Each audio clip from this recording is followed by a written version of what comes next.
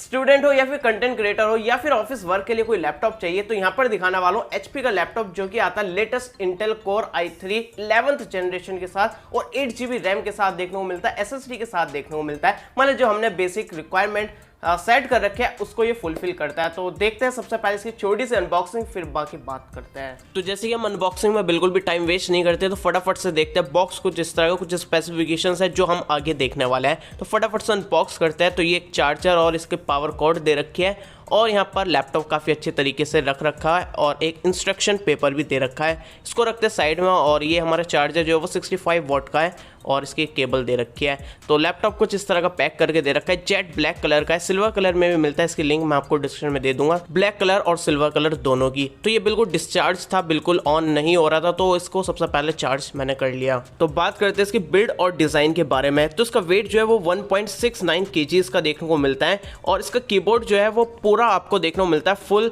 Keyboard देखने को मिलता है, न्यूमेरिक की वगैरह सब कुछ देखने को मिलती है। और इसकी कीबोर्ड की जो क्वालिटी है वो काफ़ी अच्छी है, जब आप टाइप करते हैं तो काफ़ी अच्छी फील आती है और अच्छा फीडबैक आपको देखने को मिलता है। इसमें जो है टेक्सचर का डिज़ाइन दे रखा है, पूरी बॉडी जो है उसमें टेक्सचर सा देखने को मिलता है। तो वो आप पे डिपेंड करता है टेक्सचर अच्छा लगता है आपको या फिर प्लेन अच्छा लगता है। लेकिन दिखने में ये इतना ज़्यादा प्रीमियम नहीं लगता, पता नहीं क्यों ऐसी मुझे फील आई थी, शायद हो सकता है ब्लैक कलर में ऐसी फील आ रही हो। ये पूरा प्लास्टिक बॉडी देखने को मिलता है और इसमें आपको कीबोर्ड जो है वो बैकलाइट कीबोर्ड देखने को नहीं मिलता है। ट्रैक पैड आपको मीडियम साइज़ का देखने को मिलता है जो कि काफ़ी अच्छा लगता है, काफ़ी यूज़ करने में कोई प्रॉब्लम मुझे देखने को नहीं मिली है और इसमें कहीं भी फिंगरप्रिंट सेंसर देखने को नहीं मिलता है। तो अब बात करता हूँ इसकी पोर्ट्स की। तो यहाँ पर आपको एक HDMI पोर्ट देखने को मिलेगा राइट साइड में और यहाँ पर एक टाइप सी पोर्ट देखने को मिलेगा। एक आपको यहाँ पर SD कार्ड स्लॉट देखने को मिलेगा जो कि आपके लिए काफ़ी यूज़फुल हो सकता है और 3.5mm ऑडियो कॉम्बो जैक देखने को मिलेगा। और लेफ्ट साइड में देखा जाए तो इसके लिए चार्जिंग के लिए एक पिन दे रखी है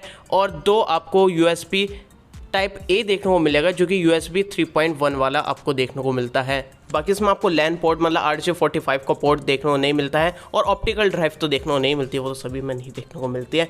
अब बात करता हूँ इसकी डिस्प्ले की। तो उसमें आपको 15.6 इंचेस की फुल HD डिस्प्ले देखने को मिलती है जो कि 60 हर्ट्ज की डिस्प्ले है और इसकी जो पीक ब्राइटनेस देखने को मिलती है वो 250 निट्स की देखने को मिलती है। ये एंटी ग्लेयर वाली डिस्प्ले है, मतलब मैट फिनिश देखने को मिलेगी जिसकी वजह से डिस्प्ले पर आपको रिफ्लेक्शंस देखने को नहीं मिलती है। इसका एस्पेक्ट रेशियो जो है वो 16:9 का देखने को मिलता है। बेजल्स जो है वो काफ़ी छोटे छोटे देखने को मिलता है, टॉप और बॉटम में थोड़े मोटे हैं लेकिन साइड में काफ़ी छोटे बेजल्स देखने को मिलते हैं। और अगेन जैसा आपको बजट लैपटॉप्स में डिस्प्ले देखने को मिलती है वैसे देखने को मिलती है, मतलब इसमें आपको व्यूइंग एंगल जो है वो अच्छे देखने को नहीं मिलते। लेफ्ट राइट ऊपर नीचे से देखेंगे तो व्यूइंग एंगल आपको थोड़े अच्छे देखने को नहीं मिलेगा, कंट्रास्ट जो है वो इधर उधर हो जाता है जो कि मैं आपको पहले ही बता देता हूँ। और CPU के बारे में बात करें तो उसमें आपको इंटेल कोर i3 देखने को मिलेगा 11th जनरेशन का जो कि लेटेस्ट है। इसलिए आपको 2 कोर्स देखने को मिलेगी, इसमें 4 थ्रेड्स देखने को मिलेगी। इसकी जो क्लॉक स्पीड है वो 3 GHz है जो कि 4.1 GHz तक पहुंच सकती है टर्बो बूस्ट टेक्नोलॉजी के थ्रू। 6 MB की L3 कैशे आपको देखने को मिलती है।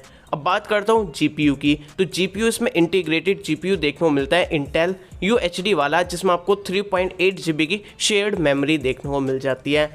अब बात करते हैं रैम की। तो इसमें आपको 8 GB की सिंगल आपको रैम देखने को मिलती है और इसमें एक और स्लॉट दे रखा है जो कि खाली है जिसमें आप अगेन 8 GB तक की रैम लगा सकते हो। इसका मतलब ये है कि आप टोटल इसको 16 GB तक एक्सपेंड कर सकते हो।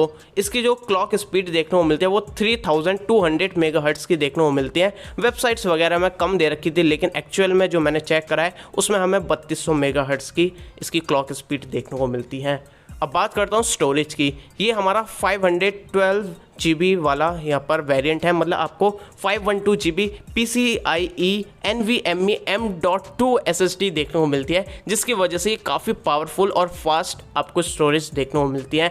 और इसमें आपको यूजेबल स्टोरेज जो देखने को मिलती है बूट करने के बाद मैंने डायरेक्टली चेक कर लिया था वो थी 436 GB। तो यहाँ पर मैं इसके स्पीड टेस्ट करा था मैंने इसके स्टोरेज का, वो आपको स्क्रीन पर दिख रहा होगा जो कि यार काफ़ी ज़्यादा देखने को मिलता है जिसकी वजह से काफ़ी फास्ट बन जाती है। और इसकी वेबसाइट या फिर अमेज़ॉन फ्लिपकार्ट पर कहीं भी ये नहीं दे रखा था कि इसमें एम्प्टी स्लॉट देखने को मिलता है या फिर नहीं।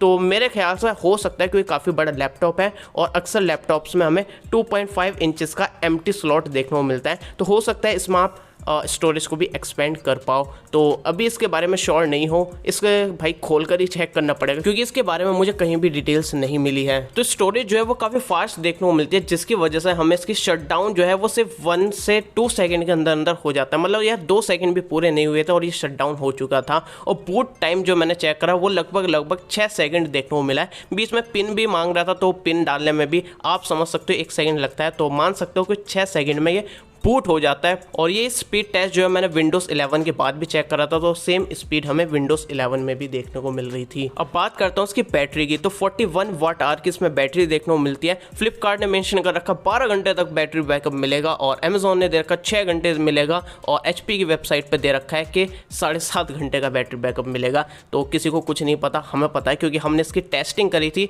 साथ में एक और लैपटॉप भी रेफरेंस के लिए ले रखा था। तो यहाँ पर मैंने पूरी एक्सट्रीम टेस्ट करा था, यूट्यूब पर वीडियो चला रखी थी ताकि हमारा इसमें वीडियो प्ले का भी पता चल जाए, और यहाँ पर साथ में वाईफाई भी यूज़ हो रहा था और साथ में ब्राउज़र भी खुला हुआ था, जिसकी वजह से हमें जो इसका बैटरी बैकअप मिला है वो लगभग 4.5 घंटे का देखने को मिला है। तो मान के चल सकते हो अगर आप बेसिक काम वगैरह करते हो, कुछ भी नॉर्मल सा काम करोगे तो 4.5 घंटे तक आराम से बैटरी बैकअप मिल जाएगा, और कुछ हैवी टास्क करते हो तो 3.5 या फिर 4 घंटे तक का बैटरी बैकअप देखने को मिल जाएगा। तो यार इस प्राइस में यार ऐसे ही बैटरी बैकअप मिलते हैं लैपटॉप्स के, तो ठीक ठाक इसमें बैटरी बैकअप मिल जाता है। और हाँ, ये जो मैंने टेस्टिंग करी थी ये फुल ब्राइटनेस पर करी थी।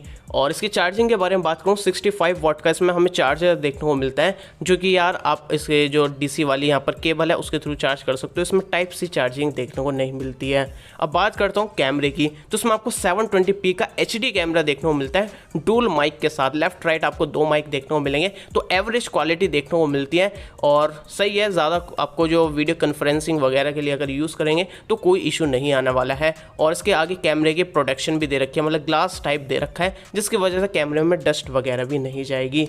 और बाकी कुछ फीचर्स के बारे में बात करूँ, जैसे कि इसमें आपको वाईफाई 5 देखने को मिलेगा, जो कि डुअल बैंड वाला आपको वाईफाई देखने को मिलता है। ब्लूटूथ 5 देखने को मिलेगा, डुअल स्पीकर्स देखने को मिलेंगे जो कि आगे ही दे रखे हैं, जो कि काफ़ी अच्छी बात है। मतलब टेबल वगैरह पर आपका स्पीकर जो है बंद नहीं होगा अगर बेड वगैरह पर भी यूज़ करेंगे, क्योंकि इसके टॉप में स्पीकर दे रखे हैं। और इसके ट्रैक पैड में काफ़ी सारे जेस्चर्स देखने को मिलते हैं एज यूजुअल, जैसे कि विंडोज़ हमें लैपटॉप में देखने को मिलते हैं।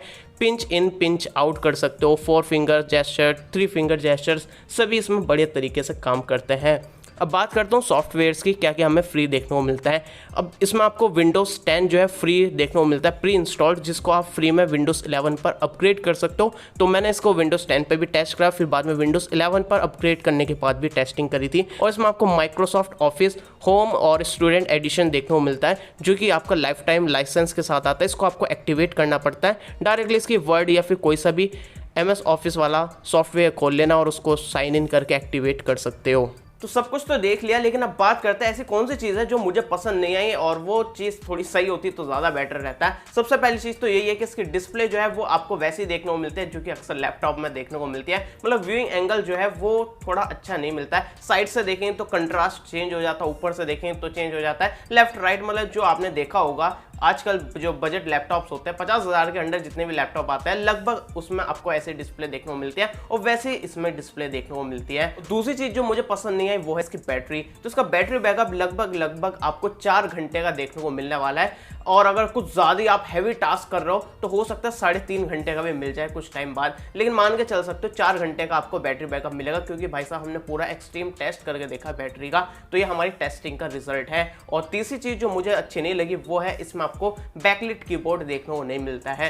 तो अगर आपको लाइट वाला कीबोर्ड नहीं चाहिए, मतलब जिसमें लाइट जलती है, बैकलिट कीबोर्ड नहीं चाहिए तो कोई बात नहीं, लेकिन अगर आपके लिए प्रायोरिटी है रात में यूज़ करते हो तो आपके लिए शायद प्रॉब्लम हो सकती है।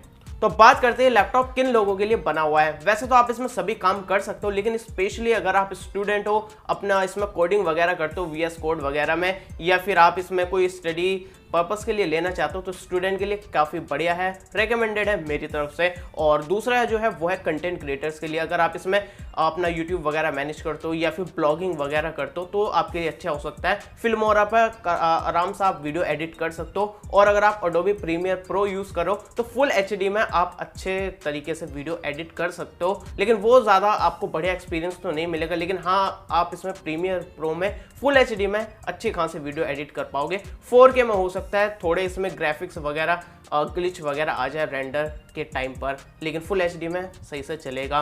और तीसरा जो है वो है ऑफिस वर्कर्स के लिए। अगर आप इसमें माइक्रोसॉफ्ट ऑफिस पर कुछ वर्क करते हो, ईमेल्स वगैरह चेक करते हो, ब्राउजर पर कुछ काम करते हो, तो ऑफिस के सभी टास्क जो है ये अच्छे से परफॉर्म कर पाएगा। और बाकी आप एंटरटेनमेंट के लिए तो यूज़ कर ही सकते हो, म्यूज़िक वगैरह, मूवीज़ वगैरह, नेटफ्लिक्स वगैरह देखने के लिए वो सब चीज़ें तो आपकी फुलफिल कर देगा। बात रही गेमर्स की, तो देखो भाई आप गेमर हो तो आपको पता होगा गेमिंग के लिए कैसा लैपटॉप होता है, तो गेमिंग आप इसमें कर सकते हो हल्के फुल्के, कोई प्रॉब्लम नहीं आएगी। लेकिन भाई गेमिंग के लिए गेमिंग लैपटॉप लो ना, आप कहाँ इस सेगमेंट में आ गए हो।